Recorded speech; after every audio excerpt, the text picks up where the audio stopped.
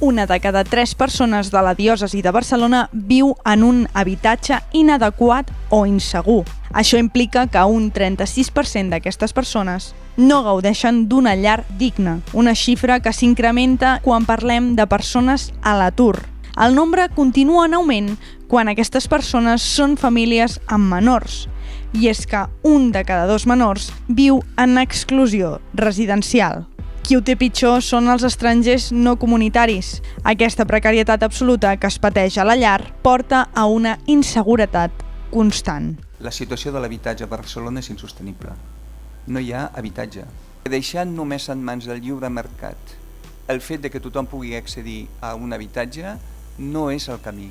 L'administració s'hi ha d'implicar. I és que són 4 les situacions en les que es poden trobar els que pateixen l'exclusió residencial. Començant amb la punta de l'iceberg, on s'hi troben els sense sostre, que viuen al carrer, i els sense llar, acollits per les institucions.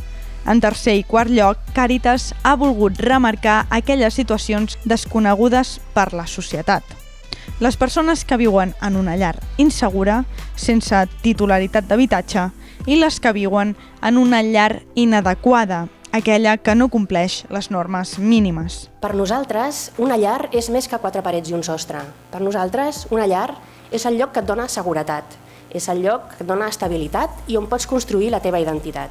És un espai de relació i desenvolupament del projecte familiar, i és un lloc on poder descansar, poder planificar i poder-te arrelar a l'entorn. Enguany s'han atès 2.967 persones, destinant així 1.261.000 euros, 900.000 dels quals han servit per pagar pisos, sobretot de relloguer.